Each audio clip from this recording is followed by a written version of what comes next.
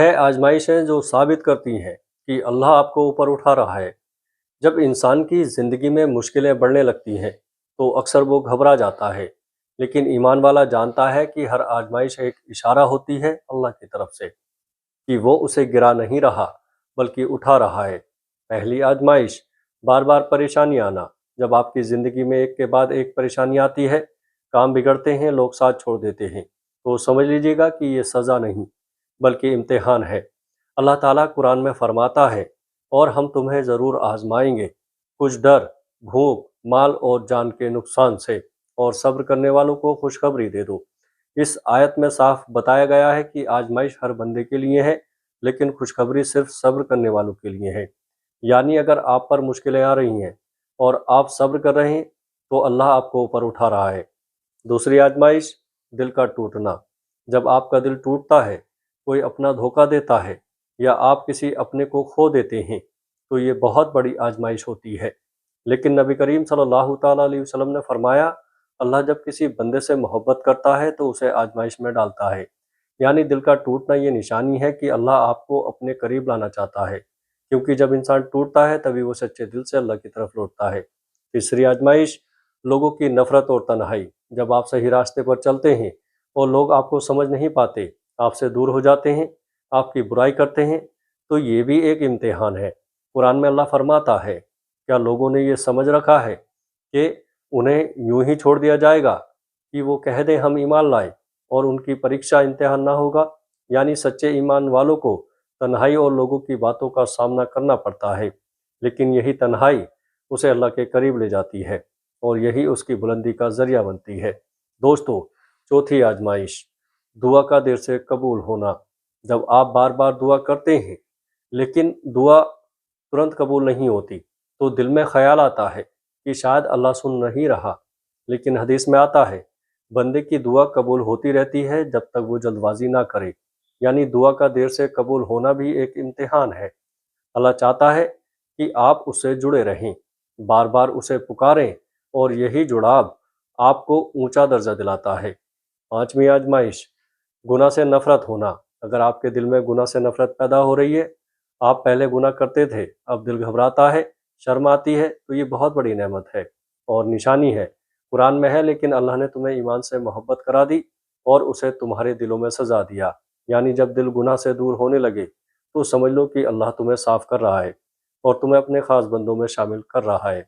छठी आजमाइश, रिज्क में तंगी। जब अचानक से रोजी में कमी आ जाती है, पैसे रुक जाते हैं, हालात तंग हो जाते हैं, तो इंसान परेशान हो जाता है। लेकिन कुरान कहता है, अल्लाह जिसे चाहता है उसका रिस्क बढ़ा देता है और जिसे चाहता है तंग कर देता है। यानी रिस्क की तंगी भी एक टेस्ट है। अल्लाह देखता है कि आप सब्र करते हैं या शिकायत। नबी करीम सल्लल्लाहु ताला अलैहि वसल्लम ने फरमाया, मुसलमान को जो भी तकलीफ पहुंचती है, यहाँ तक कि एक कांटा भी चुभे, तो अल्लाह उसके गुनाह माफ़ कर देता है। तो जब आप पर तंगी आती है तो समझ लीजिएगा कि अल्लाह आपके गुनाह धो रहा है और आपको ऊंचा उठा रहा है। दिल का अल्लाह की तरफ झुकना। जब इंसान हर परेशानी में लोगों की बजाय सीधे अल्लाह को पुकारने लगे, जब उसका दिल सजदे में सुकून ढूंढने लगे, तो ये बहुत बड़ी निशानी है कि अल्लाह उसे अपने करीब ला रहा है। कुरान में अल्लाह फरमाता है, याद रखो, अल्लाह की याद ही में दिलों को सुकून मिलता है। यानी अगर आपका दिल दुनिया से हटकर अल्लाह की तरफ झुक रहा है तो समझ लो कि ये अल्लाह का बुलावा है, और ये बुलावा हर किसी को नसीब नहीं होता।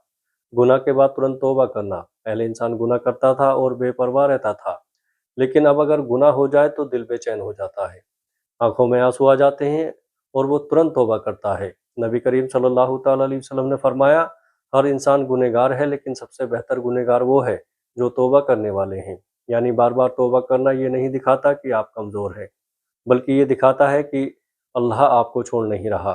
वो चाहता है कि आप बार बार उसकी तरफ लौटें, और यही लौटना आपकी बुलंदी का रास्ता है। दुनिया से दिल का उठना। दोस्तों, जब इंसान को दुनिया की चकाचौंध कम लगने लगे, पैसा, शोहरत, नाम, ये सब दिल में पहले जैसा असर ना करें और आखिरत की फिक्र बढ़ जाए, तो ये बहुत बड़ी निशानी है। कुरान में है, और आखिरत बेहतर है और हमेशा रहने वाली है। यानी जब आपका दिल खुद ब खुद दुनिया से हटकर आखिरत की तरफ जा रहा है, तो समझ लो कि अल्लाह आपको ऊंचे दर्जे के लिए तैयार कर रहा है। दोस्तों, اچھے لوگوں کی صحبت ملنا، اگر اچانک آپ کی زندگی میں ایسے لوگ آ جائیں جو آپ کو نماز، دعا اور اچھے کاموں کی طرف لے جائیں، جو آپ کو گناہ سے روکیں، تو یہ اتفاق نہیں ہے۔ نبی صلی اللہ تعالیٰ علیہ وسلم نے فرمایا، انسان اپنے دوست کے دین پر ہوتا ہے، یعنی اچھے لوگوں کا ملنا اللہ کی طرف سے ایک تحفہ ہے، اور یہ اس بات کی نشانی ہے کہ اللہ آپ کو صحیح راستے پر رکھنا چاہتا ہے۔ بار بار گر کر بھی اٹھنا، آپ کوشش کرتے ہیں، گرتے ہیں، پھر اٹھتے ہیں، پھر گرتے ہیں، لیکن ہار نہیں مانتے، یہ سب سے بڑی نشانی ہے، کیونکہ شیطان چاہتا ہے کہ انسان ہار مان لے۔ لیکن اگر آپ بار بار اٹھ رہے ہیں تو سمجھ لو کہ اللہ آپ کی مدد کر رہا ہے۔ قرآن میں ہے، بے شک اللہ صبر کرنے والوں کے ساتھ ہے، یعنی جو انسان گر کر بھی صبر کے ساتھ اٹھتا ہے، اللہ خود اس کے ساتھ ہو جاتا ہے۔ دل میں عجیب سکون آنا، کبھی کبھی حالات بہت خراب ہوتے ہیں، لیکن پھر بھی دل میں ایک عجیب سا سکون ہوتا ہے، جیسے اندر کوئی کہہ رہا ہو سب ٹھیک ہو جائے گا۔ یہ سکون نہیں یہ سکون کہیں اور سے نہیں، سیدھے اللہ کی طرف سے آتا ہے۔ قرآن میں ہے، پھر اللہ نے ان پر اپنی طرف سے سکون اتارا، یعنی یہ سکون اس بات کی نشانی ہے کہ اللہ آپ کے ساتھ ہے، اور جب اللہ ساتھ ہو تو پھر ڈر کیسا؟ اگر آپ کے اندر یہ نشانیاں آ رہی ہیں، دل اللہ کی طرف جھک رہا ہے، گناہ کے بعد توبہ ہو رہی ہے، دنیا سے دل ہٹ رہا ہے، اچھے لوگ مل رہے ہیں، آپ گر کر بھی اٹھ رہے ہیں، اور دل میں سکون ہے، تو خوش ہو جائیے، کیونکہ یہ سب اس بات کا ثبوت ہے کہ اللہ آپ کو اپنے قریب لا رہا ہے، اور آپ کو ایک اونچے مقام کے لیے چن چکا ہے۔ گناہ کا احساس بڑھ جانا، پہلے اگر گناہ ہوتا تھا تو دل پر کوئی اثر نہیں ہوتا تھا، لیکن اب چھوٹا سا گناہ بھی پہاڑ جیسا محسوس ہوتا ہے۔ نبی کریم صلی اللہ تعالیٰ علیہ وسلم نے فرمایا، مومن اپنے گناہ کو ایسے دیکھتا ہے جیسے وہ پہاڑ کے نیچے بیٹھا ہو، یعنی جب گناہ کا احساس بڑھ جائے تو سمجھ لو کہ دل زندہ ہو گیا ہے، اور جس دل میں یہ احساس آ جائے وہ اللہ کے بہت قریب ہوتا ہے۔ عبادت میں سکون ملنا، جب نماز بوجھ نہیں لگتی بلکہ سکون دینے لگتی ہے، جب دعا کرنا اچھا لگنے لگے، جب قرآن پڑھ کر دل بھر آئے، تو یہ بہت بڑی نشانی ہے۔ نبی کریم صلی اللہ تعالیٰ علیہ وسلم نے فرمایا، میری آنکھوں کی ٹھنڈک نماز میں رکھی گئی ہے، یعنی اگر آپ کو بھی عبادت میں سکون ملنے لگے تو یہ وہی سکون ہے جو اللہ اپنے خاص بندوں کو دیتا ہے۔ ہر حال میں اللہ کا شکر ادا کرنا، جب انسان صرف خوشی میں نہیں بلکہ غم میں بھی الحمدللہ کہے، تو یہ عام انسان کی بات نہیں۔ نبی صلی اللہ تعالیٰ علیہ وسلم نے فرمایا، مومن کا معاملہ عجیب ہے، ہر حال میں اس کے لیے بھلائی ہے، یعنی اگر آپ کو ہر حال میں شکر ادا کرنے کی عادت ہو رہی ہے تو سمجھ لو کہ اللہ آپ کو اپنے خاص بندوں میں شامل کر رہا ہے۔ دنیا کی مصیبتیں چھوٹی لگنا، پہلے چھوٹی چھوٹی باتوں پر غصہ آتا تھا، ہر پریشانی بڑی لگتی تھی، لیکن اب بڑی سے بڑی پریشانی بھی چھوٹی لگنے لگی ہے، کیونکہ اب دل اللہ پر یقین کرنا سیکھ گیا ہے۔ قرآن میں ہے، جو اللہ پر بھروسہ کرتا ہے اس کے لیے وہی کافی ہے، یعنی جب آپ کا بھروسہ اللہ پر بڑھ جاتا ہے تو دنیا کی ہر مصیبت چھوٹی لگنے لگتی ہے۔ اکیلے میں بھی گناہ سے بچنا، اصل ایمان یہ نہیں کہ آپ لوگوں کے سامنے اچھے بنیں، بلکہ اصل ایمان یہ ہے کہ آپ اکیلے میں بھی اللہ سے ڈریں۔